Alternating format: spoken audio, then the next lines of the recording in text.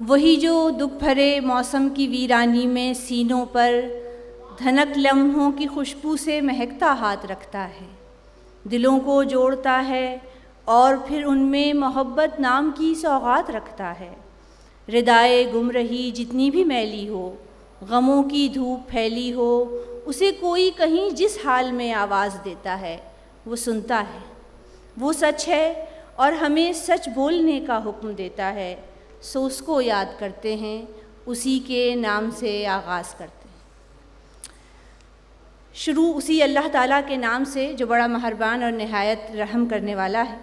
آج ہم 16ویں عالمی کانفرنس 2023 کے دوسرے دن کے تیسرے سیشن کا آغاز کر رہے ہیں، جس کا عنوان ہے تقدیسی ادب کے مشاہیر۔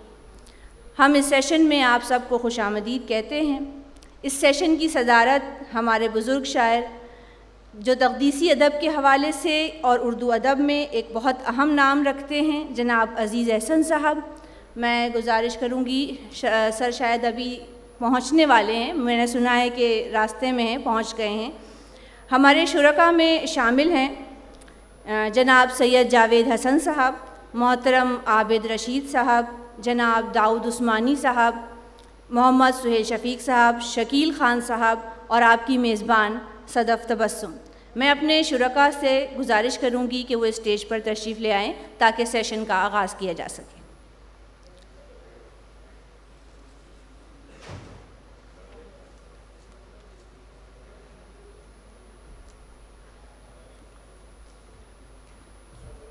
وعلیکم السلام۔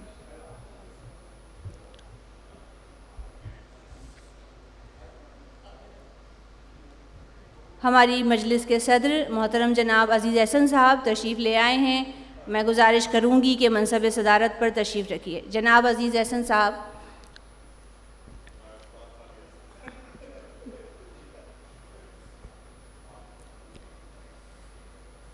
نظر میں دہر کی وسعت سمولی جاتی ہے، زباں پھر آپ کی مدحت میں کھولی جاتی ہے۔ نظر میں دہر کی وسعت سمولی جاتی ہے، زباں پھر آپ کی مدحت میں کھولی جاتی ہے۔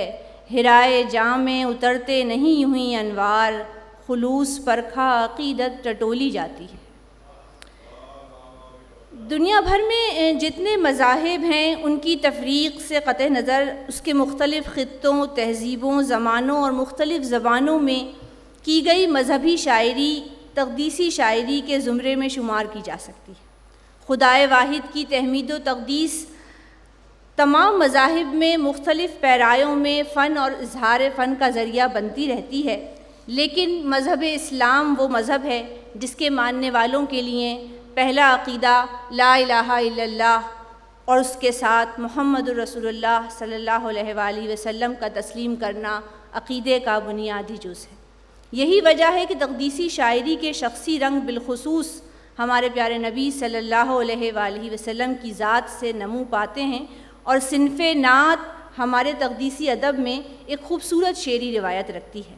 حمد و نعت کے ساتھ منقبت اصحاب رسول رضی اللہ تعالیٰ عنہ، منقبت اہل بیت اور بزرگان دین، اولیاء کرام، ان سب کی تعریف بھی تقدیسی ادب کے زمرے میں شامل کی جاتی ہے۔ ہماری زبان و ادب کے ابتدائی ادوار سے ہی تقدیسی ادب کسی نہ کسی صورت میں اصناف میں شامل رہا، مثلاً میلاد ناموں میں، معراج ناموں میں، قصائد، مرثیے، مثنوی، ہر صنف کا آغاز جو ہے وہ حمد، نعت اور پھر شان اہل بیت سے کیا جاتا رہا ہے۔ لیکن حالی، امیر مینائی اور محسن کاکوروی کے دور تک آتے آتے نعت کو بحیثیت ایک صنف کے سمجھا جانے لگا اور اسے اہمیت دی جانے لگی، بلکہ اسے بحیثیت صنف اس کے اوپر تنقید اور تنقید نعت بھی کی جانے لگی۔ کہا جاتا ہے کہ ان کی توصیف کی حد ہے نہ حساب، نام ایسا کہ ثنا ہو جیسے۔ نعتیہ ادب پر بات کریں تو 20ویں صدی کے بے شمار شعراء اور ادیب ایسے ہیں جنہوں نے تقدیسی ادب کے حوالے سے ایک خاص طور پر نعت کے حوالے سے اس کی تہذیبی، سماجی اور فکری معنویت کے ساتھ پیش کیا۔ انہی مشاہیر کی یاد میں آج کا یہ سیشن منعقد کیا گیا ہے۔ ہمارے درمیان عہد حاضر کی وہ شخصیات موجود ہیں جنہوں نے نعت کو نہ صرف عقیدت بلکہ بحیثیت صنف اس کے ادبی معیارات کو پرکھنے میں بڑا سنجیدہ رویہ اختیار کیا ہے۔ نعت اور تنقید نعت کے اسی تقدیسی ادب کے زاویوں کو نئے نئے امکانات سے دیکھنے کے لیے ہم نے ان بزرگ مشاہیر پر گفتگو کے لیے اپنے بزرگ ادیبوں کو، شعراء کو اور علماء کو جمع کیا ہے۔ جیسا کہ آپ سب جانتے ہیں کہ 1 گھنٹے کا مختصر وقت ہے، اور اس مختصر وقت میں جس شاعر پر گفتگو کرنے کے لیے مجھے کہا گیا ہے وہ ہیں مظفر وارثی۔ میں بہت مختصر ناظم مجلس ہونے کی حیثیت سے کوشش کروں گی کہ کم سے کم وقت میں مظفر وارثی کے بارے میں کچھ آپ کو بیان کر سکوں کہ مظفر وارثی اردو نعت کا انتہائی معتبر نام نہ صرف نعت بلکہ حمد، سلام، گیت، قطعات، ہائیکو، سلام اور دیگر اصناف میں بھی طب آزمائی کرتے رہے۔ یہاں موجود شاید ہی کوئی ایسی سماعت ہوگی جس نے آپ کی مشہور حمد اے خدا جس نے کی جستجو مل گیا اس کو تو، یا پھر کوئی تو ہے جو نظام ہستی چلا رہا ہے وہی خدا ہے، یہ نہ سن رکھی ہوں۔ آپ کی نعتیں بہت مشہور ہیں، میرا پیمبر عظیم تر ہے، یا تو کجا من کجا، ورفانہ لکا ذکرک، یہ ایسی مشہور نعتیں ہیں جو آج بھی زباں زد عام ہیں، اور ان کی شاعری میں وہ غنائیت ہے جو شاعر کا خود اپنا تعارف ہے۔ اپنے تعارف کے نام سے مظفر وارثی کی ایک نظم ہے کہ آج کی اقدار ہوں، ماضی کی عظمت بھی تو ہوں، میں غزل گو شاعر بزم رسالت بھی تو ہوں، نقطہ کہلاؤں گا کٹ جاؤں لکیروں سے اگر، جدتوں سے ہی نہیں ناتا روایت بھی تو ہوں، خاک پائے مصطفیٰ بھی ایک میرا نام ہے، جو زمین سے آسماں کو ہے وہ نسبت بھی تو ہوں۔ دراصل یہی مظفر وارثی کی انفرادیت ہے کہ انہوں نے جدید دور میں نعت گوئی میں بعض نئے اسالیب کا اضافہ کیا ہے، اور جدید زندگی کی مجموعی کیفیت سے اپنے پیرایہ اظہار میں ندرت پیدا کی۔ مظفر وارثی ان خوش نصیب شاعروں میں سے ہیں جو اپنی شخصیت کے لطیف پہلوؤں کو اپنی شاعری میں سمو دینے کی قدرت رکھتے ہیں۔ ان کی نعتوں میں والہانہ پن اور وارفتگی ہے۔ عشق کی یہ وارفتگی ان کے کلام میں جو تاثیر پیدا کر دیتی ہے، کہتے ہیں کہ میں نے جب آپ کی دہلیز کو آقا چوما، میں نے جب آپ کی دہلیز کو آقا چوما، یوں لگا آپ نے جیسے میرا ماتھا چوما، کیا بات ہے، ہونٹ فارغ ہوئے پل بھر کو نہ آنکھیں میری، کبھی جالی کبھی روزہ کبھی پردہ چوما، کیا بات ہے، آپ کو خواب میں دیکھا تو مقدر جاگے، جھوم اٹھا نعت پڑھی رو دیا لپٹا چوما۔ واہ واہ، سبحان اللہ۔ ایسی وارفتگی ہمیں مظفر وارثی کے ہاں نظر آتی ہے، جو ان کی غزلوں اور نظموں میں بھی تازہ کاری اور ہمیں تازہ خیالی کی ایک کیفیت ملتی ہے، وہی تازہ کاری ہمیں ان کی نعت میں بھی نظر آتی ہے۔ وہ تشبیہات اور استعارات کا استعمال کرتے ہوئے لفظ اور جذبے کا ایک ایسا خوشگوار آہنگ پیدا کرتے ہیں کہ ایک محاکاتی تاثر ہمارے سامنے نعت میں نظر آتا ہے۔ پیاس کی راہ میں کتنے دریا پڑے، کتنے بادل پڑے، ہم جدھر سے محمد کی آواز آئی ادھر چل پڑے، ان کے قدموں کو چوما تو اڑنے لگے آسمانوں پہ ہم، نین یوں سج گئے حسن سے جیسے نینوں میں کاجل پڑے۔ واہ۔ وقت یقیناً بہت کم ہے، اور میں چاہوں گی کہ میں اپنی بات کو مزید مختصر کر دوں کہ میرے ساتھ جو شرکاء موجود ہیں ان کی گفتگو سے زیادہ مستفید ہو سکیں۔ آخر میں ان کے ایک شعر پر اپنی بات ختم کر رہی ہوں کہ کیونکہ ختم نبوت اور شان اہل بیت کا بیان مظفر وارثی کی شاعری کا ایک خاص وصف ہے، تو میرے حضور آ چکے تو رب کائنات نے نبوتوں رسالتوں پہ اختتام لکھ دیا، زہ نصیب نامہ عمل کیا ہے جب رقم، فرشتوں نے بھی مجھ کو آپ کا غلام لکھ دیا۔ سبحان اللہ، بہت شکریہ۔ بہت شکریہ۔ اور اب میں سب سے پہلے اپنے مشاہیر میں سے ہمارے ساتھ موجود ہیں، ہمارے آرٹس کونسل آف پاکستان کے آرگنائزر میں شامل ہیں، ادبی شخصیت ہیں جناب شکیل خان صاحب، اور گفتگو فرمائیں گے جناب اعجاز رحمانی صاحب پہ۔ اعجاز رحمانی کا نام کسی تعارف کا محتاج نہیں ہے۔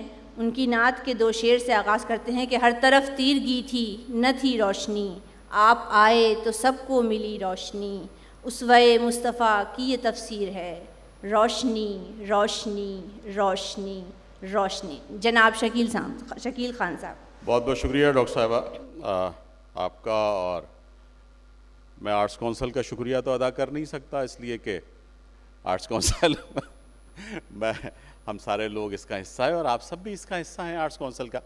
اور یہ جو آج 16ویں عالمی اردو کانفرنس ہو رہی ہے، اس میں پہلے دن سے تقدیسی ادب کا سیشن شامل ہے، اور وقت کے ساتھ ساتھ بہرحال یہ بہت زیادہ ہم نے کوشش کی ہے. اس مرتبہ یہ تھوڑی سی ڈاکٹر عزیز احسن صاحب نے بھی اور دیگر دوستوں نے کہا کہ اس کے وقت کو 2 بجے کے بجائے آگے بڑھایا جائے، تو آئندہ ڈاکٹر صاحب یہ بھی کوشش کریں گے کہ اس کمی کو بھی دور کر دیا جائے اور اس کو اب مزید تھوڑا سا وقت آگے بڑھا کے تاکہ جمعے کی نماز کے لیے وقت مل سکے. اور میں تو عارف امام بھائی سامنے بیٹھے ہیں، ان کے لیے یہ بتاؤں کہ مجھے تو ایک فون جو آیا وہ سن کر آپ بڑے حیرت ہوں گے، زدہ ہوں گے کہ اکرم قائم خانی نے فون کیا کہ بھائی جمعے کی نماز کے لیے ٹائم بہت کم ہے. تو میں نے کہا کہ ٹھیک ہے نا. تو بہرحال یہ میرا موضوع اعجاز رحمانی صاحب ہیں، اور اعجاز رحمانی صاحب سے چونکہ میری ذاتی ملاقات بھی رہی، ان کے ساتھ بہت نیاز میرا رہا، بہت محبت کرتے رہے اور بہت ڈانٹتے بھی رہے ہمیشہ، چونکہ وہ ایک بڑی محبت والے آدمی تھے، مجلسی آدمی تھے، تھڑے پہ بیٹھنے والے اور چبوترے پہ بیٹھنے والے آدمی تھے. کبھی کسی کر و فر کے ساتھ اور کسی ایسی پوزیشن میں نہیں کہ نہیں جی میں فلاں جگہ ہی جاؤں گا یا فلاں جگہ ہی بیٹھوں گا. نیو کراچی میں جہاں ان کا گھر تھا، وہاں پر وہ اگر ہمیں جس زمانے میں جامعہ کراچی میں جب ہوتا تھا تو یہ تھا کہ بھئی آج کسی شاعر کو لے کر آنا ہے تو بھئی صبح وہ کسی ٹوبیکو کمپنی میں ملازمت کرتے تھے، کسی سگریٹ کی کمپنی میں ملازمت کرتے تھے. تو صبح 7 بجے وہ اپنے پوائنٹ پہ اپنی جو بس آتی تھی اس پہ جانے کے، تو بھئی اعجاز رحمانی صاحب کو وہاں سے لے لو اور ان کو لے کے چلے چلو. تو وہ ہم بھی پڑھ لیں گے، نعت بھی پڑھ لیں گے اور غزل سے بھی کام چل جائے گا. تو وہ جو ان کا کہ ہوا کے واسطے ایک کام چھوڑ آیا ہوں، دیا جلا کے سر شام چھوڑ آیا ہوں. تو یا یہ کہ درود پڑھ کے اگر کوئی ابتدا نہ کرے اسے یہ چاہیے پھر ذکر مصطفیٰ نہ کرے. اعجاز رحمانی صاحب کی زندگی عجیب، مطلب ہم یہ دیکھتے ہیں کہ کبھی کبھی یہ احساس ہوتا ہے کہ شاید انہیں وہ مقام نہیں مل سکا کہ جس کے وہ مستحق تھے. اب اس میں بہت ساری باتیں ہو سکتی ہیں کہ ان کی سیاسی وابستگی، ہم اگر اب چونکہ وہ دنیا میں نہیں ہیں کہ ان کی سیاسی وابستگی کی وجہ سے ان کو وہ مقام نہیں مل سکا، یا جس طرح کی وہ سیاسی تحریکوں میں شامل رہے اس کی وجہ سے ان کو وہ مقام نہیں مل سکا. وہ بلدیہ کراچی کے کونسلر بھی رہے اور اس طرح سے بھی انہوں نے اس علاقے کی خدمات انجام دیں. یا یہ کہ ان کی نعتیہ شاعری کے ساتھ ساتھ جو ان کی مزاحمتی شاعری جو انہوں نے کی، کہ جو ہم کل بھی تشدد کا بھرم کھول رہے تھے، خاموش تھے لب دیدہ نم بول رہے تھے، آواز بھی آج ان کی سنائی نہیں دیتی، چنگیز کے لہجے میں جو کل بول رہے تھے. تو یہ ساری چیزیں اعجاز رحمانی کو ایک ایسا شاعر ثابت کرتی ہیں کہ جو ایک مختلف جہات میں اور مختلف نوعیت کی یا ادب کی مختلف صنفوں میں بات کرنے والے شاعر تھے. اور اس طرح سے وہ صرف نعت میں ہی نہیں بلکہ غزل میں اور نظم کے بھی بڑے اعلیٰ درجے کے شاعر تھے. اور وہ جو ان کی نعت ہے کہ دوستو آؤ ایک کام کریں، مدحت مصطفیٰ کو عام کریں، جس سے ہو روشنی زمانے میں ان چراغوں کا اہتمام کریں. یا ذکر کی محفلوں میں رہتے ہیں، شاہ بطحہ دلوں میں رہتے ہیں، ان کے دامن کو چھوڑنے والے عمر بھر مشکلوں میں رہتے ہیں. تو اس طرح سے اعجاز رحمانی ایک ایسے شاعر کے طور پر ہم سامنے آتے ہیں. اور ساتھ ساتھ میں جس طرح سے کہ ڈاکٹر صاحبہ نے ذکر کیا کہ میں آرٹس کونسل کے منتظمین میں یا اس 16ویں عالمی اردو کانفرنس کے منتظمین میں شامل ہوں، تو اس کانفرنس کو بھی جو ہم نے اس مرتبہ ڈیڈیکیٹ کیا وہ یہ مشاہیر کے نام ہی کیا. اور ان میں سے یہ خاص طور پہ یہ کہا گیا، یہ طے کیا گیا کہ بعض لوگ وہ ہوں کہ جو ابھی دنیا سے گئے ہوں. کچھ دن پہلے تو اعجاز رحمانی صاحب کا بھی انتقال چونکہ 2019 میں ہوا، اس طرح سے یہ نام بھی شامل کیا گیا. تو ڈاکٹر صاحبہ بس باقی لوگوں سے لیجئے. بہت بہت شکریہ. بہت شکریہ شکیل خان صاحب. جب نبی کی نعت میں مصروف ہوتا ہے قلم، جب نبی کی نعت میں مصروف ہوتا ہے قلم، کیسے کیسے خوشنما موتی پروتا ہے قلم. اور انہی خوبصورت موتیوں پر گفتگو کرنے کے لیے میں جناب ڈاکٹر داؤد عثمانی صاحب سے ملتمس ہوں کہ وہ مولانا ظفر علی خان کی نعت کے بارے میں گفتگو کریں۔ مولانا ظفر علی خان جن کا تعارف کئی حوالوں سے، کئی جہات سے ہے، لیکن آج ہم ان کی تقدیسی یا نعتی ادب پہ بات کرنے کے لیے ڈاکٹر داؤد عثمانی۔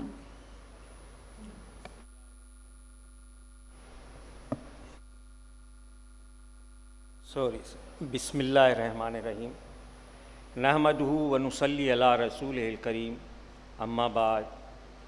پہلے تو آرٹس کونسل آف پاکستان کے صدر احمد شاہ اور ان کے رفقاء کار کو دلی مبارکباد اس عالمی اردو کانفرنس کے انعقاد پر، اور خاص طور پر آج کی اس مجلس کے حوالے سے دلی مبارکباد کے خصوصاً مستحق ہیں کہ انہوں نے اپنے مشاعر کے ذکر اور خاص طور پر ان کے تقدیسی ادب کے باب میں ان کی خدمات کے اوپر گفتگو کا اہتمام کیا۔ مولانا ظفر علی خان ایک صاحب طرز، انشاء پرداز، قادر الکلام شاعر، قابل مترجم، بے باک صحافی اور نڈر سیاستدان تھے۔ سب سے بڑھ کر وہ ایک سچے اور پکے مسلمان تھے جس پر انہیں ہمیشہ فخر رہا، اور یہی وجہ ہے کہ ان کی پوری زندگی اسی محور کے گرد گھومتی نظر آتی ہے، جس کا اظہار انہوں نے بڑے ہی خوبصورت انداز کے ساتھ کیا کہ سرکار دو جہاں کا بنا کر مجھے غلام، میرا بھی نام تابابد زندہ کر دیا، ہوتا ہے جن میں نام رسول خدا بلند، ان محفلوں کا مجھ کو نمائندہ کر دیا۔ واہ واہ واہ، سبحان اللہ۔ مولانا ظفر علی خان ایک شاعر، ادیب، مترجم، صحافی کی حیثیت سے ایک خاص مقام حاصل تھا، اور ساتھ ہی ایک ممتاز سیاسی رہنما اور نامور خطیب کے طور پر بھی انہیں بے پناہ شہرت حاصل تھی۔ ایک مترجم مصنف کی حیثیت سے ان کی متعدد یادگاریں ہیں، اور شاعری کے بعد میں ان کے 6 مجموعے شائع ہوئے، جن میں بہارستان، نگارستان، چمنستان، حبسیات، خیالستان اور ارمغان قادیان شامل ہیں۔ مولانا اردو میں مجموعی طور پر اگر ان تمام 6 مجموعوں میں جو اشعار ہیں ان کی تعداد دیکھی جائے تو 10,434 بنتی ہے۔ اس کا مجموع اور ان 6 مجموع میں سے جو ان کا خاص نعتیہ کلام تھا، اسے پھر علیحدہ سے کتب خانہ مقبول اکیڈمی نے 1965 میں ایک نعتیہ مجموعے کی صورت میں بھی پیش کیا تھا، اور خاص طور پر ان کی نعتیہ شاعری کے حوالے سے تو خواجہ حسن نظامی نے یہ کہا تھا کہ قیامت کے روز وہ اپنی نعتوں کے باعث بخشے جائیں گے، اور ڈاکٹر ریاض مجید نے کہا کہ حمد و نعت اور اسلامی مضامین ان کی شاعری کا جوہر ہیں، اور خود آپ اپنی شاعری کے متعلق کہتے ہیں کہ خدا کی حمد، پیغمبر کی نعت، اسلام کے قصے میرے مضمون ہیں جب سے خدا کی حمد، پیغمبر کی نعت، اسلام کے قصے میرے مضمون ہیں جب سے شعر کہنے کا شعور آیا۔ مولانا ظفر علی خان کی شاعری کا نقطہ آغاز اور نقطہ اختتام کا مرکز و محور ملت ذات گرامی ہے، اور ملت کے ذات گرامی ہے۔ وہ جس دور سے تعلق رکھتے تھے وہ سیاسی طور پر ہیجانی دور تھا، نہ صرف ہندوستان میں بلکہ دنیا بھر میں مسلمان تختہ مشق بنے ہوئے تھے، اور بیرونی قوتیں مسلمانوں کے در پہ تھیں۔ ترکی کی حالات، جنگ طرابلس و بلقان، مقامات مقدسہ اور استنبول پر اتحادیوں کا قبضہ، سمرنا پر یونانیوں کی جارحیت اور ترک آبادی کا قتل عام ایسے سانحات تھے جن سے ہندوستان کے مسلمان حد درجہ اضطراب میں مبتلا تھے۔ اندرون ملک ان کی بے چینی کے اسباب میں تنسیخ بنگال، مسجد کانپور اور شہید گنج کے سانحات، پہلی جنگ عظیم، ہوم رول موومنٹ، قادیانیت کا فتنہ، جلیانوالہ باغ، تحریک خلافت، تحریک ترک موالات، شدی اور سنگٹھن کے ہنگامے جیسے معاملات تھے۔ مولانا ظفر علی خان نے ہر سانحے پر قلم اٹھایا، لیکن ہر معاملے میں وہ اپنی فریاد دربار رسول پاک صلی اللہ علیہ وآلہ وسلم میں پیش کرتے ہیں، اور ان سے ان مصیبتوں سے دستگیری کے متمنی ہیں اور انہی سے التجا بھی کرتے ہیں۔ مولانا ظفر علی خان کا دل و دماغ پر عشق رسول نبی صلی اللہ علیہ وآلہ وسلم کا اتنا غلبہ تھا کہ یہی ان کی شاعری کا مرکز و محور بن گیا۔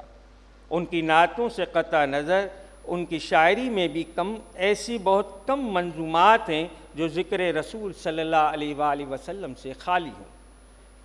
یہی نہیں، یہ ذکر نبی صلی اللہ علیہ وسلم سے خالی ہوں، موضوع خواہ کوئی بھی ہو، پہرایا اظہار رجزیہ طنزیہ مزاحیہ ہی کیوں نہ ہو، وہ کسی نہ کسی بہانے سے ذکر سرور کائنات کی گنجائش نکال ہی لیتے ہیں۔ ان کے قلم کا ذکر حبیب خدا کا اتنا خوگر ہے کہ انگریزوں، ہندوؤں، بعض مسلمان مشاہیر کی شان میں بھی لکھی گئی ہجویہ نظموں میں بھی تذکرہ فخر دو عالم صلی اللہ علیہ وآلہ وسلم کے بغیر ان کی سیری نہیں ہوتی۔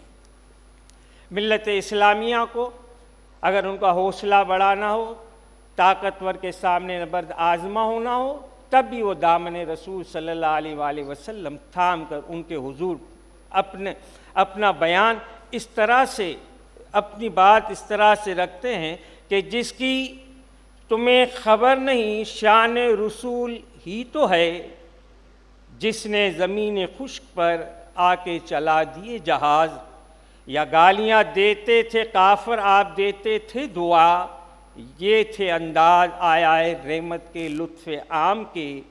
یا پھر یہ دیکھیے کہ ایک امی ایک ٹھوکر سے کرے سو فلسفی پیدا، نہ بوجھا فلسفہ اس کو یہ ایک ایسی بجارت ہے۔ آپ جب بھی مسلمانوں کو تکلیف میں دیکھتے اس کے لیے بھی درد کا درما آپ صلی اللہ علیہ وآلہ وسلم ہی کے حضور جا کر یوں فریاد کرتے دکھائی دیتے ہیں کہ شاید خبر نہیں یہ ہمارے حریف کو، ہم جس کے ہیں غلام وہ شاہ مدینہ ہے، یا پھر محمد کی غلامی کا شرف جس کو ہوا حاصل، سکندر کا وہ ہمتا ہے، سلیمان کا وہ ثانی ہے۔ واہ واہ۔ اسی طرح کے ان کے تمام تر ان کا کلام۔ اسی طرح ایک بار کراچی میں جلسہ ہو رہا تھا کانگریس کا، تو اس میں جلسے میں نماز کے لیے وقفہ نہیں رکھا گیا، وہ جلسہ ملتوی نہیں کیا، تو آپ اس سے بائیکاٹ کر کے نکل آئے، اور بائیکاٹ کرنے کے بعد آپ نے کہا کہ پڑھتے نہیں ہیں قوم کے لیڈر نماز کیوں، کھویا گیا ہے قوم سے یہ امتیاز کیوں، آنکھیں خدا نے دی ہیں مگر دیتے نہیں، ایسوں سے منہ پھیر لیا میر حجاز کیوں۔ غرض مولانا ظفر علی خان کا نام ان شعراء کی سر فہرست میں ہے جن کے کلام کا بڑا حصہ عظمت اسلام، اسلامی تہذیب و روایات، حب رسول اور قرب قرآن سے معمور و روشن ہے، لیکن تعلق و عقیدت کی یہ روشنی جب مولانا کے قلم کی روشنائی سے مل کر صفحے پر پڑتی ہے تو ایسا بے مثال تقدیسی ادب جنم لیتا ہے جس کی کوئی مثال نہیں۔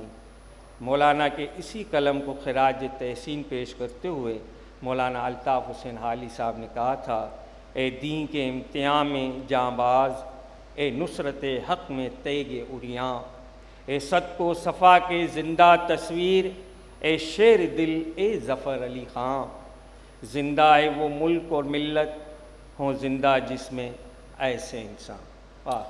بہت شکریہ جناب داؤد عثمانی صاحب، گفتگو کر رہے تھے مولانا ظفر علی خان پر، اور اب جو سلام آپ کے سامنے پیش کرنے جا رہی ہوں، مصطفیٰ جان رحمت پہ لاکھوں سلام، شمع بزم ہدایت پہ لاکھوں سلام، وہ زبان جس کو سب کن کی کنجی کہیں، اس کی نافذ حکومت پہ لاکھوں سلام، اس کی پیاری فصاحت پہ بے حد درود، اس کی دلکش بلاغت پہ لاکھوں سلام۔ اس دلکش سلام کے خالق مولانا احمد رضا خان بریلوی پر گفتگو کے لیے میں دعوت دوں گی ہمارے شعبہ اسلامی تاریخ جامعہ کراچی کے صدر شعبہ جناب ڈاکٹر سہیل شفیق صاحب کو۔ بسم اللہ الرحمن الرحیم۔ تمام تعریفیں اللہ رب العزت کے لیے اور بے شمار درود و سلام سید المرسلین خاتم النبیین صلی اللہ علیہ وسلم پر۔ 16ویں عالمی اردو کانفرنس کے انعقاد پر میں arts council of Pakistan Karachi کے تمام اراکین کو اور بالخصوص آرٹس کونسل کے صدر محمد احمد شاہ کو مبارکباد پیش کرتا ہوں، اور اس تقدیسی سیشن میں اپنے لیے شرکت ایک اعزاز سمجھتا ہوں۔ مجھے جس شخصیت پر گفتگو کے لیے کہا گیا وہ مولانا احمد رضا خان فاضل بریلی کی ہے، جو کسی تعارف کی محتاج نہیں کہ مولانا ایک عالم دین، عظیم مفسر قرآن، جلیل القدر محدث اور فقیہ تھے، اور جتنے علوم پر آپ کو گرفت حاصل تھی، متعدد جو آپ کی تصانیف ہیں، زمانہ حال میں اس کی مثال ملنا مشکل ہے۔ دنیا بھر کی کئی جامعات میں آپ پر پی ایچ ڈی کی سطح کے مقالات لکھے جا چکے ہیں۔ قدرت نے مولانا کو جہاں علمی اور روحانی صفات سے نوازا، وہاں عشق رسول صلی اللہ علیہ وسلم کی دولت بے بہا سے بھی خوب نواز رکھا تھا، اور آپ نے اپنی محبت رسول صلی اللہ علیہ وسلم کا اظہار نعت کی صورت میں کیا۔ عربی، اردو، فارسی اور ہندی کی آمیزش کے ساتھ خوب نعتیں کہیں، اور ایسی نعتیں جو زمان زد مقبول عام ہیں کہ صبح طیبہ میں ہوئی بٹتا ہے باڑا نور کا، واہ واہ، نعمتیں بانٹتا جس سمت وہ ذیشان گیا، کیا بات، سب سے اولیٰ و اعلیٰ ہمارا نبی۔ سبحان اللہ۔ مولانا احمد رضا خان فاضل بریلی کو جو امتیاز حاصل ہیں وہ یہ کہ جہاں آپ کو دینی علوم پر دسترس حاصل تھی، وہاں آپ نے نعت کہتے ہوئے باوجود عقیدت کے، محبت کے، شریعت کی پاسداری کی اور شریعت مطہرہ کا خیال رکھا۔ خود آپ یہ کہتے ہیں کہ قرآن سے میں نے نعت گوئی سیکھی، قرآن سے میں نے نعت گوئی سیکھی، یعنی رہے احکام شریعت ملحوظ۔ آپ نے اپنی شاعری کا منبع نہ صرف قرآن کریم کو قرار دیا بلکہ عملی طور پر بھی اس کا اظہار کیا کہ شاعری میں آپ کے پیش نظر، آپ کے پیش رو شاعر رسول حضرت حسان بن ثابت رضی اللہ عنہ تھے۔ واہ، آپ کا نعتیہ کلام ہدایت کی بخشش کے نام سے آپ کی حیات ہی میں شائع ہوا، اور ہدایت کی بخشش میں شامل نعتوں کا ایک مختصر جائزہ یہ واضح کرتا ہے کہ فاضل بریلی کے ہاں تخلیقی ثروت بڑا جوہر مند تھا، نہ مضامین کی کمی تھی، نہ الفاظ کی تنگ دامنی، رواں دواں قافیے، چمکتی ردیفیں، دلوں میں پیوست ہو جانے والے کلمات اور روح کی تار کو چھیڑنے والے نغمات، اکثر یہ محسوس ہوتا ہے کہ ذخیرہ الفاظ منہ کھولے حاضر ہیں۔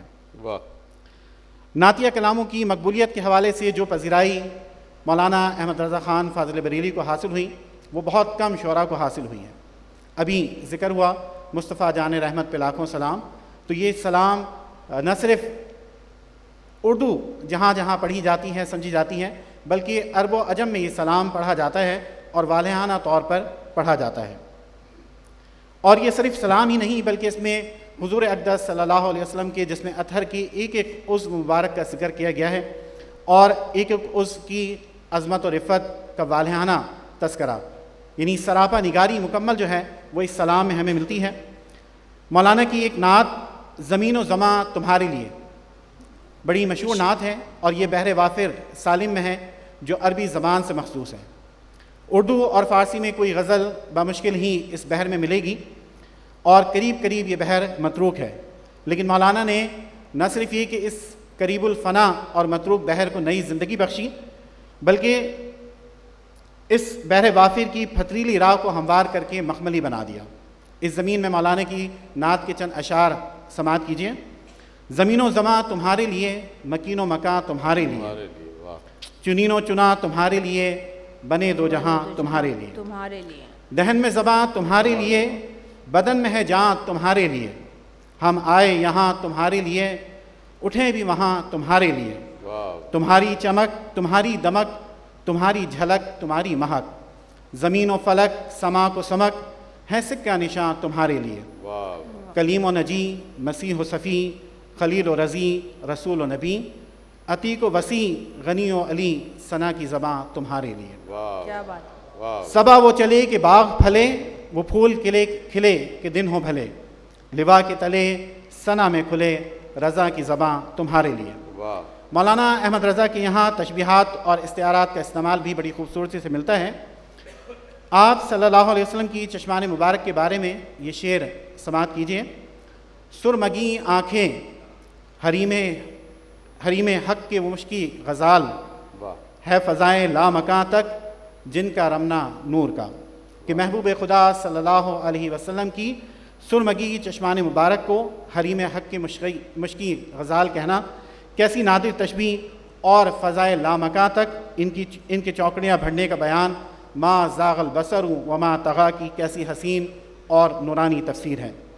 نعت میں مولانا احمد رضا نے عام تشبیہات سے گریز کیا ہے اور اللہ کے رسول صلی اللہ علیہ وسلم کی مدح سرائی کے لیے بے مثل محاورے اور ضرب الامثال استعمال کی ہیں۔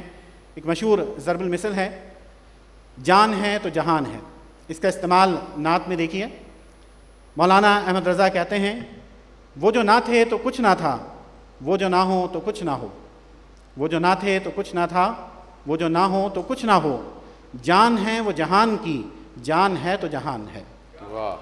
مولانا احمد رضا نے نعتیہ شاعری کو کے حوالے سے اردو زبان و ادب کو تکنیک، حیت سازی، لسانی تجربے، تراکیب اور تلمیحات کے باب میں جو وسعت دی ہے اور مضمون آفرینی اور نزاکت خیال کو جو جلوہ بخشا ہے وہ ایک کارنامہ ہے۔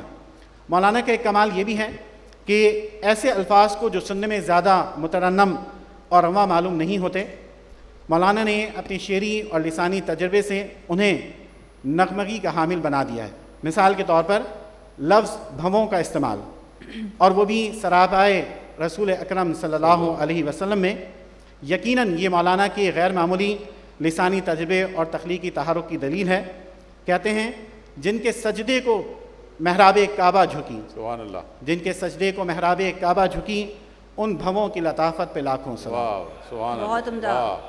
آپ کا قصیدہ سلامیہ مصطفیٰ اور سلام مصطفیٰ جان رحمت پہ لاکھوں سلام اردو زبان کا قصیدہ بردہ ہے۔ آپ کا قصیدہ معراجیہ اردو شاعری کا جھومر ہے۔ آپ کی چہار لسانی نعت لم یاتی نظیر کا فی نظرین مثل تو نشد پیدا جانا، ایک منفرد نعت ہے۔ کیا بات ہے، واہ۔ آپ کا قصیدہ درودیہ کعبے کے بدر دجا تم پہ کروڑوں درود سن کر آج بھی دل تڑپتے ہیں، اور آپ کی قصیدہ نوریہ صبح طیبہ میں ہوئی بٹتا ہے باڑا نور کا، کہ بحریہ ترنگ دلوں میں کیف عشق کی برسات لے آتی ہے۔ یہ مقبولیت، یہ کیف، یہ والہانہ پن، درد مندی اور یہ کسک لفظوں میں یوں ہی نہیں پیدا ہوتی جب تک کہ ہرچے از دل خیزت بر دل ریزت کی کرشمہ سازی اور خون جگر کی آمیزش نہ ہو۔ بہت شکریہ۔ واہ واہ بھائی، سبحان اللہ ڈاکٹر صاحب، واہ واہ واہ، بہت شکریہ۔ یہ تھے جناب ڈاکٹر سہیل شفیق صاحب، مولانا احمد رضا خان پہ گفتگو کر رہے تھے۔ اور میں ایک دفعہ پھر اپنے شرکاء سے گزارش کروں گی کہ وقت کا تھوڑا سا خیال رکھیں، کیونکہ ہمیں جو ہے وہ 1 گھنٹے کے اندر اس پروگرام کو ختم کرنا ہے۔ تو آگے، دے تبسم کی خیرات ماحول کو، ہم کو درکار ہے روشنی یا نبی، ایک شیریں جھلک، ایک رنگی ڈلک، تلخ و تاریک ہے زندگی یا نبی۔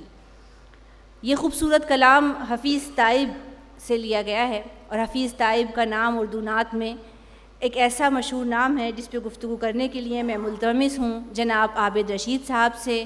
عابد رشید کا نام ظاہر استاد ہیں اور تحقیق سے اور تنقید سے تعلق رکھتے ہیں، آج ہماری مجلس میں شریک ہیں۔ عابد رشید صاحب۔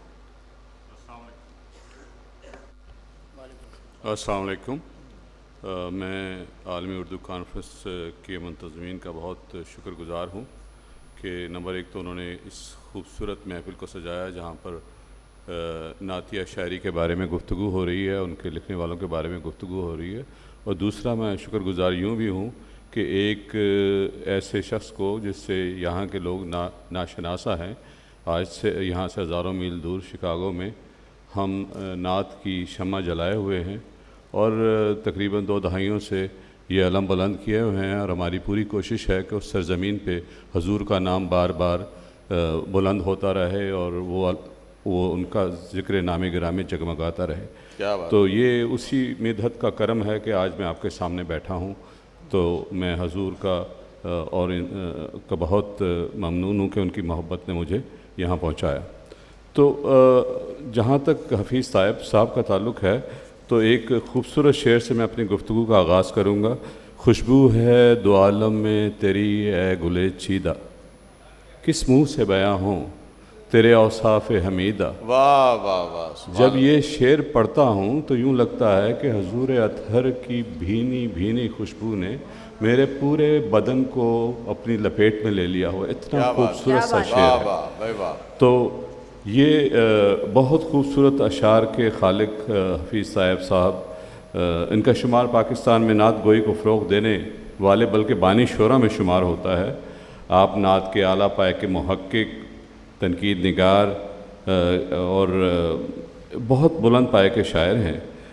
فروغ نعت کے لیے آپ کی خدمات کے اعتراف میں آپ کو بہت سارے انعامات ملے، جن سے تمغہ حسن کارکردگی، اس کے علاوہ نقوش ایوارڈ، اعظم جی ایوارڈ، ہمدرد فاؤنڈیشن اور بہت سارے ایوارڈ سے نوازا گیا. لیکن یہ شخص ایوارڈ کے لیے نہیں لکھ رہا تھا، یہ حضور کے عشق میں ڈوبا ہوا ایک ایسا انسان تھا کہ جس سے ہم خود سبق سیکھتے ہیں. ایک مرنجا مرج، ایک نہایت ہی نفیس انسان، دھیمے لہجے کا شاعر، دھیمی طبیعت کا آدمی، اور جب وہ بات کرے تو اس کی آواز، وہ آپ نے اگر ان کے کوئی انٹرویو سنے ہو، ان سے کوئی بات کی ہو تو آپ دیکھیں کہ وہ بہت دھیمے لہجے میں بات کرتے تھے. کسی نے ان سے پوچھا کہ بھئی آپ اتنا آہستہ بولتے ہیں کہ سننا بھی بعض اوقات مشکل ہو جاتا ہے، تو انہوں نے کہا کہ حضور سے بلند آواز نہیں کر سکتا. کیا بات ہے سبحان. تو وہ اپنی آواز کو بھی اس سنت پہ عمل کرتے ہوئے ان کی آواز سے پست رکھتے تھے کہ کہیں میری آواز ان کی آواز سے بلند نہ ہو جائے. تو ایک شخص جو اتنا عشق میں ڈوبا ہوا ہو، اس کی شاعری میں حضور سے عشق کا اندازہ تو ناممکن ہے. آپ ایک سچے عاشق رسول، نہایت خوبصورت دل کے مالک، ان کی شخصیت کی سچائی ان کے نعتی اشعار میں نمایاں ہے. آپ رقت اور محبت میں ڈوبی ہوئی ایک ایسی کیفیت کا نام ہے کہ میں الفاظ میں ان کی شخصیت کو بیان نہیں کر سکتا. وہ ایک ایسے بلند پایا نعت گو شاعر تھے. آپ دور نعت کی ایک منفرد اور اپنے فن میں یکتا شخصیت ہیں. آپ کا اسلوب دور جدید کے بہت قریب تھا. نعت میں احترام رسالت مآب اور جذبہ شیفتگی اور شگفتگی، اس کو بڑی خصوصی اہمیت حاصل ہے. آپ نے عام شاعروں کی پیروی میں حضور کے سراپے کو موضوع نہیں بنایا، اور نہ ہی ہندی شاعری کے اثرات ان کی نعت میں نظر آتے ہیں. انہوں نے رسول اکرم کی ذات صفات کو اپنی شاعری کا مرکز بنایا ہے. آپ سے محبت کے ساتھ ساتھ حضرت کے اسوہ حسنہ کی تفصیلات کو بھی انہوں نے اپنی شاعری کا موضوع بنایا ہے. انہوں نے جو کچھ تخلیقی سطح پر محسوس کیا وہ قلم کے حوالے کر دیا. آپ کے کلام میں حضوری کے اعلیٰ لمحات کی روداد ہے. ان کا میں ایک شعر سناؤں گا آپ کو کہ اے کاش ذرا دیر یہیں وقت ٹھہر جائے، میں پیش رسول عربی نعت سرا ہوں. آپ کی تخلیقی وابستگی کے اثرات آپ کے طرز اظہار میں نمایاں ہیں. مترنم بہور کا چناؤ، خوبصورت اور سبک الفاظ کا انتخاب، جذبات کا رچاؤ پوری دل آویزی کے ساتھ آپ کی نعتوں سے جھلکتا ہے. آپ کے جذب و کیف طریقہ اظہار نے آپ کو معاصر میں ممتاز کر دیا ہے. آپ کو ایک منفرد اور ممتاز مقام عطا کیا.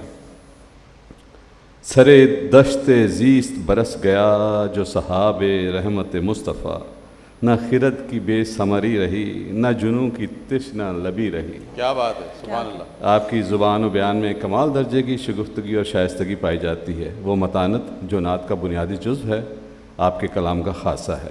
آپ نے اپنی عقیدت مندی کو محض حضور کی شان میں مدح سرائی تک ہی محدود نہیں رکھا، بلکہ اس میں اصلاحی اور مقصدی پہلو بھی نمایاں ہے.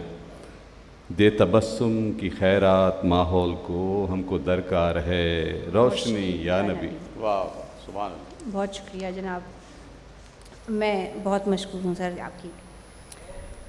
بہت اچھا آپ نے حفیظ طیب صاحب کے بارے میں، حفیظ طیب کی نعت کے بارے میں جو کچھ بھی کہا. جیسے بہت احترام کے ساتھ، ہمارے پاس وقت بہت کم رہ گیا ہے، میں فوراً ہی ہمارے رسائے ادب کا ایک اہم نام جناب سید جاوید حسن اور گفتگو کریں گے ساحر لکھنوی صاحب پہ، جو خود رسائی ادب کا ایک بڑا نام ہے کہ نظر میں نور جو آٹھوں پہر حسین کا ہے، ہماری آنکھ کی پتلی میں گھر حسین کا ہے. یہ حریت کا جو چرچا ہے آج دنیا میں، بشر کی فکر پہ یہ سب اثر حسین کا ہے. سبحان اللہ سبحان اللہ. بغیر کسی تمہید کے میں گفتگو کی دعوت دے رہی ہوں جناب سید جاوید حسن صاحب. صدر صاحبہ بہت شکریہ آپ کا، اور میں صرف 40-50 صفحات لکھ کے لایا ہوں، انشاءاللہ مغرب تک ختم کر جی دوں گا. انشاءاللہ. ساری صاحب کی شخصیت اتنی بقلم اور اتنی وسیع ہے کہ اس پہ گفتگو کرنا گویا تقریباً تمام مشاہیر جو ہے وہ ایسے ہی ہیں جی کہ ہاں. ان پہ گفتگو کے لیے ایک طویل وقت بہت درکار طویل ہوتا وقت ہے. چاہیے. بالکل. لیکن میں سب سے پہلے تو میں اپنے پیشرو جو شرکائے گفتگو ان کی تحسین ہے کہتے ہوئے آرٹس کونسل آف پاکستان کو دلی تہنیت پیش کرتا ہوں کہ انہوں نے اس مشاہیر کو یاد رکھنے کا سلسلہ شروع کیا، اور ہر فن کے، ہر ادب کے مشاہیر، اور ادب کے مشاہیر خاص کر کے، اور تقدیسی ادب کے مشاہیر تو پھر سب سے اوپر ہیں، اس لیے کہ تقدیسی ادب وہ ادب ہے جہاں فکشن نہیں ہوتا، حقیقت ہی حقیقت ہوتی ہے. اور جیسے میں نے کہا کہ اگر گفتگو کروں تو طویل ہو جائے گی، لکھ کے بھی لایا ہوں تاکہ اس میں محدود وقت میں ساری چیزیں جو مختصر عرض کرنا چاہتا ہوں وہ پیش کر دوں.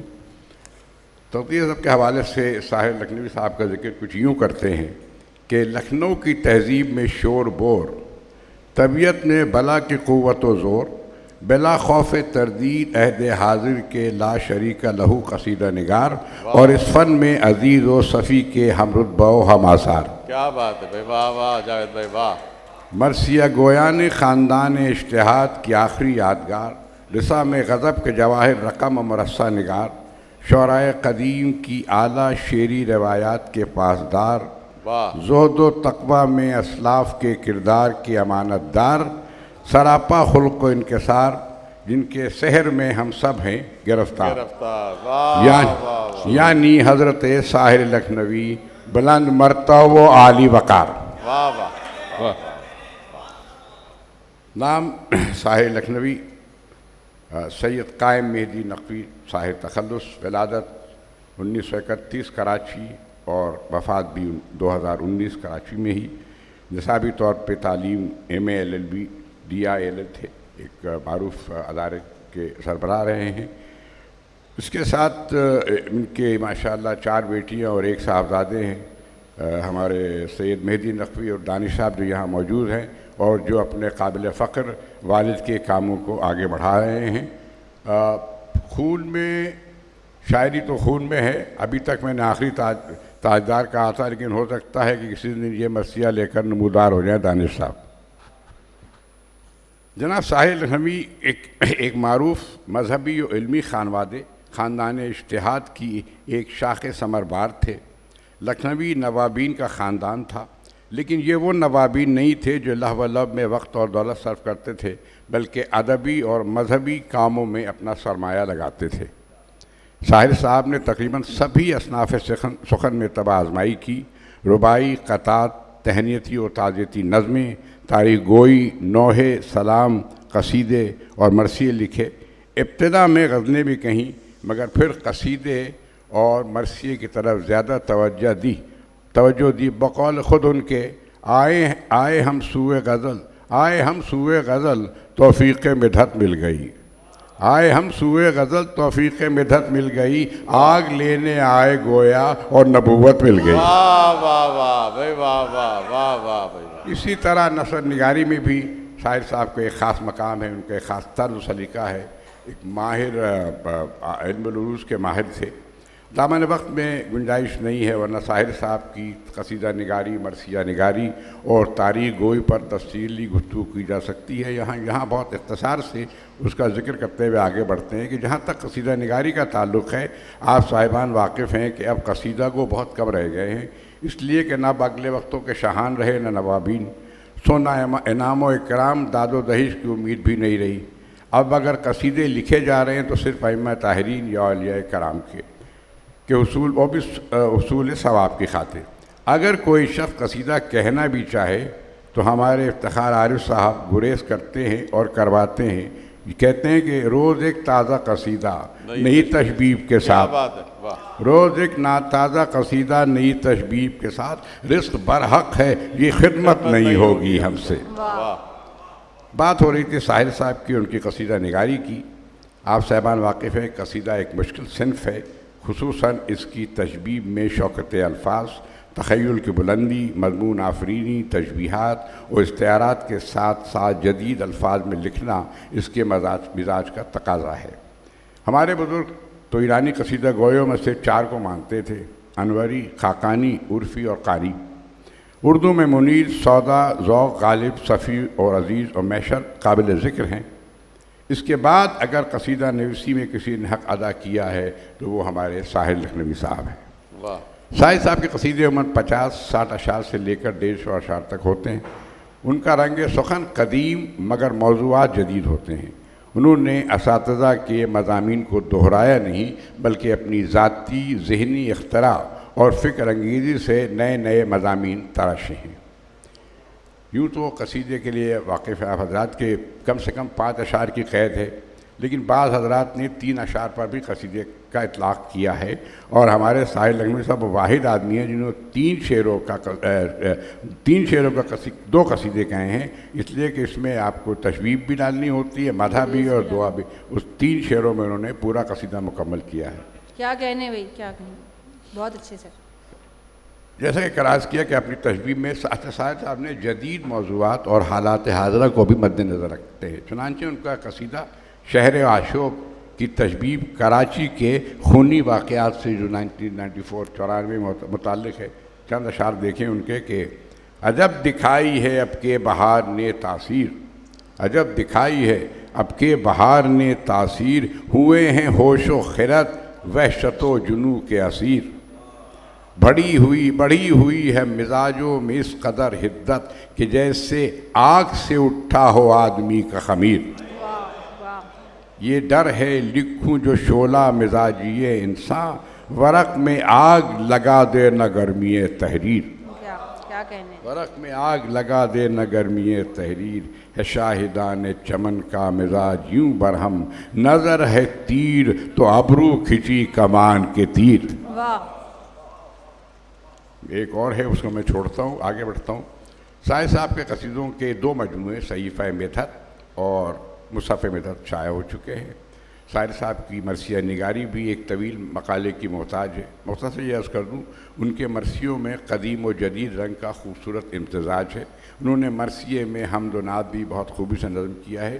جدید مرثیے ہوتے ہوئے بھی انہوں نے مرثیوں کے سارے اجزاء کا خیال رکھا اور مرثی کے جو اجزاء ہے اس میں شامل کیا ہے۔ تقریباً ان کے 21 مرثیے ہیں جو طبع ہو چکے ہیں۔ آیات درد اور احساس غم ان کے شعری مرثیے کے مجموعوں کا نام ہے، اور اس کے علاوہ چند شخصی مرثیے بھی ہیں۔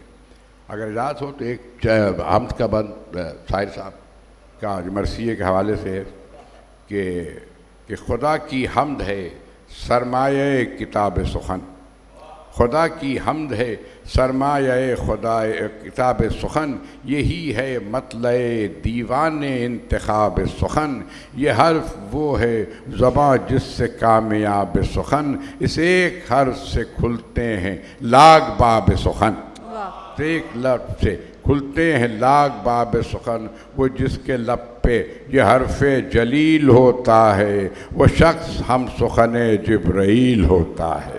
کیا کہنے سر، واہ واہ سر، کیا کہنے۔ اس طرح ان کی تعریف بھی 2 منٹ اور 3 منٹ اور، اسی طرح ان کی تاریخ گوئی کا معاملہ ہے۔ یہ ایک مشکل فن ہے جس کی بنیاد جمل پر ہے، اور آپ واقف ہیں کہ مشکل فن ہے، اور اب تو بہت کم لوگ رہ گئے ہیں جو تاریخ گوئی سے شغف رکھتے ہیں۔ اگر ہیں بھی تو سالم اور سادہ اور بامانی تاریخ نکالنا بہت مشکل کام ہے، لیکن ساحر صاحب نے عجیب معجزانہ تاریخ مصرع تاریخ انتقال نکالا ہے۔ دیکھیے گا آپ، ایک شاعر ہوتے تھے منظور حسین شور صاحب، منظور حسین شور، ان کی تاریخ نکالی ایک مصرے سے کہ بزم ادب میں خاموشی ہے شور جو اب مجلس میں نہیں۔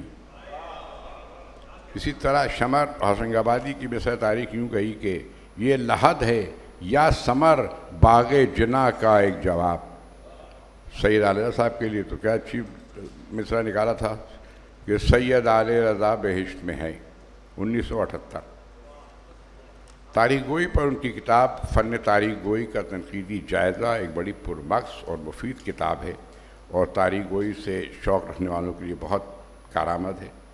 اسی طرح روایات ہیں اور چیزوں میں بھی کہا، انہوں نے روائی کے ایک نمونہ پیش کرتا ہوں کہ اوروں کا سخن اوروں کا سخن حسد کی میزان میں نہ تول، اوروں کا سخن حسد کی میزان میں نہ تول، ممکن ہے ہو تو خود اپنے ہی عیبوں کو ٹٹول، ممکن ہے تو خود اپنے ہی عیبوں کو ٹٹول، زد پر ہو سر اپنا بھی تو پتھر نہ اچھال، کچھ خاک بھی تہ میں ہو تو پانی نہ کھنگال۔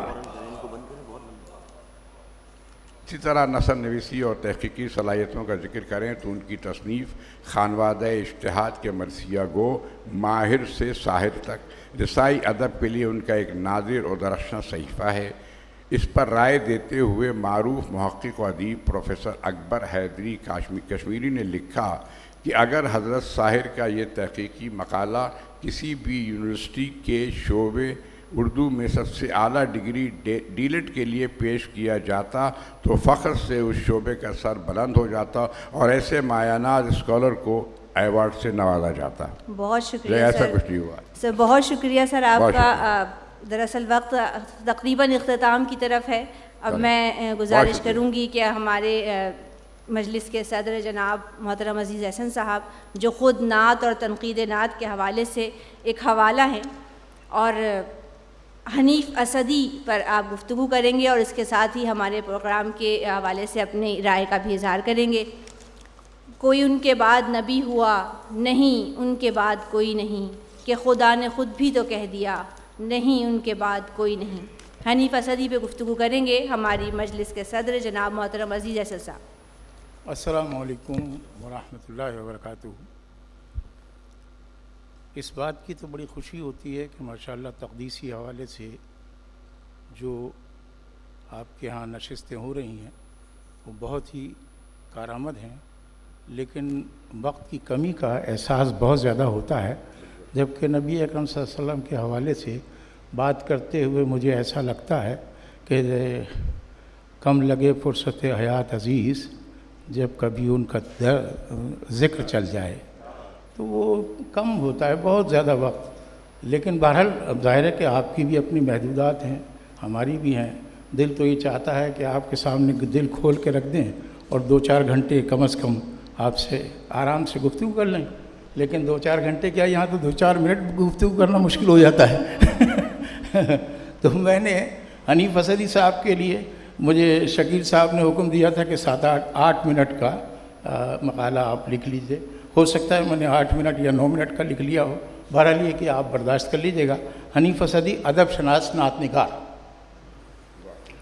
70 کے عشرے میں اقبال صفی پوری نے ناظم آباد کراچی میں نعتیہ مشاعروں کا سلسلہ شروع کیا جو ہر سال منعقد ہوتے تھے۔ ان مشاعروں میں ملک بھر کے شعراء آتے تھے۔ یہ سلسلہ چند سال بڑے شاندار طریقے سے جاری رہا۔ میں ان مشاعروں کے سامعین میں شامل ہوتا رہا۔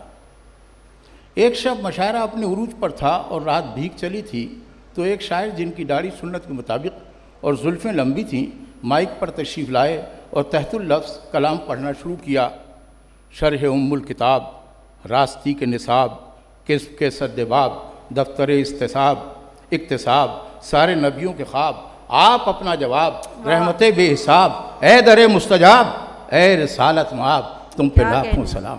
واہ واہ واہ واہ واہ۔ جب یہ شاعر کے لہجے کی گونج، پڑھنے کا پروقار انداز اور الفاظ کی نغمگئی اور سلاست محفل میں سما بن گیا، ہر مصرے پر سبحان اللہ کی فلک شگاف صدائیں بلند ہوتی رہیں۔ رات کے پچھلے پہر نے ان صداؤں کو سرمدی نواؤں سے ہم آہنگ کر دیا۔ اختتام کلام پر ایک صاحب نے اپنی نشست سے اٹھ کر اظہار پسندیدگی کے طور پر انہیں نذرانہ بھی پیش کیا۔ اس مشاعرے میں سب سے زیادہ داد پانے والے وہ شاعر حنیف اسدی تھے۔ راقم العروب نے وہاں انہیں پہلی بار دیکھا تھا۔ بعد ازاں ایک منقبتی مشاعرے میں ان کی صدارت میں کچھ پڑھنے کا اتفاق بھی ہوا۔ پھر 81 میں میں نے نعتیہ انتخاب جواہر النعت مرتب کیا تو ان کی خدمت میں حاضر ہوا۔ انہوں نے انتخاب تو کلام کے لیے دیا، لیکن فرمایا کہ منکرین نبوت کی کوئی نعت شامل نہ کی جائے۔ اس سے معلوم ہوا کہ وہ راسخ العقیدہ مسلمان ہیں۔ اپریل 95 میں سبیر احمد نے نعت رنگ شروع کیا تو پہلا شمارہ جو تھا وہ اس میں ان کے کچھ تبصرے آئے کتابوں، حنیف اسدی صاحب کو۔ ان کے تبصرے میں وہ انہوں نے جو ان کا ایک چھوٹا سا میں تبصرہ پیش کرتا ہوں، انہوں نے دونوں پہلو سامنے رکھے۔ اچھے اور ذرا سے مائب والے. اختر لکھنوی کا شمار کہتے ہیں اختر لکھنوی کا شمار اچھے شاعروں میں ہوتا ہے. غزل کی مشق میں کے بعد جب وہ نعت کی طرف آئے تو ان کی عقیدت، خلوص اور لگن نے ان کے نعتیہ کلام کو زیادہ باقی، معتبر اور پرتاثیر بنا دیا. آگے لکھتے ہیں اختر لکھنوی بڑی احتیاط اور ادب کا مظاہرہ کرتے ہیں. احتیاط کے باوجود چند مصرے ایسے نظر سے گزرے جن پر نظر ثانی کر لی جاتی تو ایک اچھے گلدستے میں چند ناپسندیدہ پھولوں کی موجودگی سے جو کوتاہی محسوس ہوتی ہے اس کا آسانی سے ازالہ ہو سکتا تھا. یہ ان کا نحس تھا تنقیدی. ان کا میں مختصر کر رہا ہوں. ان کا اصل نام حنیف احمد تھا. انہوں نے اپنے والد گرامی محمد صدیق حسن اسعد شاہجہاں پوری سے فیض سخن پایا تھا تو اپنے نام کے ساتھ اسدی کا لاحقہ لگایا. بھارت کے شہر شاہجہاں پور میں 1919 میں پیدا ہوئے. علی گڑھ مسلم یونیورسٹی سے BA کیا. پاکستان نیوی کے ملازمت سے فارغ ہو کر ہومیوپیتھک کلینک چلایا. پہلا نعتیہ مجموعہ ذکر خیر الانام اور دوسرا آپ کے نام سے شائع ہوا. نعتیہ شاعری میں تو، تم، تجھے، تیری جیسے الفاظ سے گریز کرتے تھے، لیکن بعض زعماء نے یہ کہا کہ اگر سلیقے سے اور قرینے سے اور ادب کے قرینے سے تو اور تیرا استعمال کیا جائے تو وہ معیوب نہیں ہے. اس پر خاصی بحث ہوتی رہی، میں بھی اس میں شامل رہا. شاعری میں پختگی، شعری بصیرت، اظہار کی سلاست اور خیال کی پاکیزگی کے باعث حنیف اسدی نعت گو شعراء میں ممتاز نظر آتے ہیں. ویسے تو انہوں نے ہر حیاتی صنف سخن میں طبع آزمائی کی، لیکن نعتیہ متنی یعنی ٹیکسٹ کچھ اس انداز سے شعری قالب میں ڈالا کہ یہی صنف سخن ان کی پہچان بن گئی. سب کو بقدر ظرف ملا ہے شعور ذات، امی لقب پر ختم ہوئی آگہی تمام. کیا کہنا. اس منزلت پہ منزل اقصی بھی ہے گواہ، ختم الرسل امام نبی مقتدی تمام. ختم نبوت کے متنی رنگ جو ہیں انہوں نے اپنے زیادہ اشعار میں بنے ہیں. کوئی ہادی اب نہ آئے گا نہ اترے گی کتاب، حشر تک کے واسطے فرمانے پائندہ ہیں آپ. وہ آخری سفیر ہیں دین حنیف کے، ان پر ہوا ہے سلسلہ رہبری تمام. کوئی ان کے بعد نبی ہوا نہیں، ان کے بعد کوئی نہیں، کہ خدا نے خود بھی تو کہہ دیا نہیں ان کے بعد کوئی نہیں. وہ قدم اٹھے تو بیک قدم ہم کائنات تھی زیر پا، یہ بلندیاں کوئی چھو سکا نہیں، ان کے بعد کوئی نہیں. بعض اشعار تو معنوی اعتبار سے اتنے زبان زد خاص ہو گئے ہیں، عام ہو گئے ہیں کہ گما تھے ایسے کہ آثار تک یقین کے نہ تھے، حضور آپ نہ ہوتے تو ہم کہیں کے نہ تھے. گما تھے ایسے کہ آثار تک یقین کے نہ تھے، حضور آپ نہ ہوتے تو ہم کہیں کے نہ تھے. اور کیا ہے ایسے بتوں کو بھی کیا ہے آپ نے ایسے بتوں کو بھی پامال جو نیتوں میں چھپے تھے جو آستی کے نہ تھے. کیا ہے آپ نے ایسے بتوں کو بھی پامال جو آستی میں چھپے تھے جو نیتوں میں نہ تھے. یا رب یہ تمنا ہے کہ نازل ہو وہ ہم پر جو نعت ابھی قرض ہے قرطاس و قلم پر. نگاہ حق میں مقام محمدی کیا ہے، یہ روشنی ہی سے پوچھو کہ روشنی کیا ہے. کیا بات ہے، واہ واہ. یہ روشنی ہی سے پوچھو کہ روشنی کیا ہے. عین مدحت ہے محمد کہنا، نام ایسا کہ ثنا ہو جیسا. کیا بات. حنیف اسدی اپنی پاکیزہ فکری کے باعث عین مدحت ہے محمد کہنا، نام ایسا کہ ثنا ہو جیسا. نام ایسا کہ ثنا ہو جیسا. واہ واہ واہ، سبحان اللہ. نام ایسا کہ ثنا ہو جیسا. حنیف اسدی اپنی پاکیزہ فکری کے باعث آج بھی سوشل میڈیا پر چھائے ہوئے ہیں. اپنی ایک نظم میں وہ اہل وطن کو حصول وطن کے لیے کیے جانے والے عہد یاد دلاتے ہیں. کیا بات کہتے ہیں، دیکھیں. وفا کے خوگر وفا کریں گے یہ طے ہوا تھا. واہ. وطن کی خاطر جیے مریں گے یہ طے ہوا تھا. بوقت ہجرت قدم اٹھیں گے جو سوئے منزل تو بیچ رستے میں دم نہ لیں گے یہ طے ہوا تھا. چہار جانب بہار آئی ہوئی تھی لیکن بہار کو اعتبار دیں گے یہ طے ہوا تھا. تمام دیرینہ نسبتوں سے گریز کر کے نئے وطن کو وطن کہیں گے یہ طے. اس کیفیت کو کراچی والے زیادہ سمجھ سکتے ہیں. کراچی والے زیادہ سمجھ ہیں. تمام دیرینہ نسبتوں سے گریز کر کے نئے وطن کو وطن کہیں گے یہ طے ہوا. خدا کے بندے خدا کی بستی بسانے والے خدا کے احکام پر چلیں گے یہ طے ہوا تھا. بغیر تخصیص پست و بالا ہر ایک مقام میں دیے مساوات کے جلیں گے. یہ طے ہوا تھا کسی بھی الجھن میں رہبروں کی رضا سے پہلے عوام سے اذن عام لیں گے. یہ طے ہوا ہے. بہت تمام تر حل طلب مسائل کو حل کریں گے. جو طے نہیں ہے وہ طے کریں گے. یہ طے ہوا تھا. یہ دیکھیے قادر الکلامی ہے نا ان کی. تو یہ جو ہے یہ ذکر یعنی یہ چونکہ دین کی طرف خصوصی طور سے بلایا انہوں نے, تو اس میں مجھے قرآن کریم کی اس آیت کا عکس نظر آتا ہے کہ وَذَكِّرْ فَإِنَّ الذِّكْرَ تَنفَعُ الْمُؤْمِنِينَ, کہ سمجھاؤ, سمجھانا نفع دیتا ہے. حنیف آزادی کے نعتوں میں رسول مرکزیت کے عقیدے کا پرتو ہے. میں رسول مرکزیت پہ زور دیتا ہوں. رسول مرکزیت کے عقیدے کا پرتو ہے.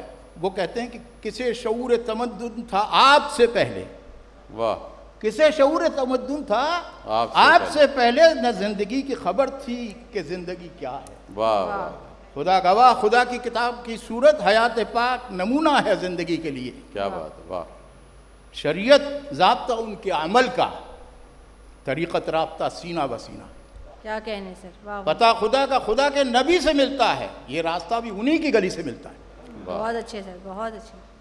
کنج حیات قار جہنم سے کم نہ تھا, آپ آئے زندگی پہ کھلا در بہشت کا. منشور زندگی ہو کہ دستور زندگی بندگی, عنواں ہیں آپ ہی تو ہر ایک سرنوشت کا. روح بن کر وسعت کونین میں زندہ ہیں آپ, صرف ماضی ہی نہیں ہے حال و آئندہ ہیں آپ. کیا بات ہے ڈاکٹر صاحب. واہ. آپ کی ذات ہے وہ دائرہ وصف و کمال, جو تصور میں سمائے نغمہ میں آئے. بنا لیا ہے اسے زندگی نے اپنا شعار, جہاں کہیں بھی وہ نقش قدم نظر. بہت اچھے سر, بہت اچھے. جہاں کہیں بھی بہت خوب. یہ جو تعریف ہو رہی ہے نا, اس لیے ہو رہی ہے کہ میں اختتام کر دوں ان کی تو میں سمجھ رہا ہوں سر آپ بزرگ ہیں اور ظاہر ہے. خیر بہرحال میں کر رہا ہوں بیٹا. جی تو وہ انہوں نے لوگوں کے کلام پر تضامین بھی لکھی, شاعر لکھنوی کے کلام پر اور شبنم رومانی کے کلام پر, شاعر لکھنوی کے کلام پر بہت ساری تضامین لکھی. اور وہ اپنے کلام میں یعنی دیکھیے عاجزی کا اظہار کرتے ہیں کہ لاکھ کوشش کے باوجود حنیف ان کی مدد رقم نہیں ہوتی, مگر ایک تازہ نعت لکھنے کی دل سے حسرت بھی کم نہیں ہوتی. دل سے حسرت بھی کم نہیں ہوتی. نطق پر اختیار کے باوصف فکر لفظوں میں ضم نہیں ہوتی, اس طرف کا اگر اشارہ نہ ہو تب موضوع بہم نہیں ہوتی. وما علینا الا البلاغ المبین. میں بہت اچھے جناب عزیز حسن صاحب, کیا کہنے. آپ سب کی آمد پہ 16ویں عالمی کانفرنس کے سیشن میں آپ نے عزت بخشی. تمام شرکاء کا شکریہ ادا کرتی ہوں, تمام حاضرین کا شکریہ ادا کرتی ہوں, اور اپنی بات سعود عثمانی کے اس استغاثے پر ختم کرتی ہوں. آپ تو جانتے ہیں میرے کرب کو, آپ سے کیا چھپا ہے بھلا یا نبی. میرے احوال پر بھی نظر کیجئے, آپ کو آپ کا واسطہ یا نبی. جنگلوں کے لیے باعث آر ہیں یہ درندے جو قوموں کے سردار ہیں. ڈھونڈتی ہے نظر کوئی راہ مفر, کوئی راہبر کوئی رہنما یا نبی. روز ایک حادثہ پیش آتا ہوا, سابقہ حادثوں کو بھلاتا ہوا, اور سب سے بڑی قوم کی بے حسی سانحوں سے بڑا سانحہ یا نبی. بہت شکریہ.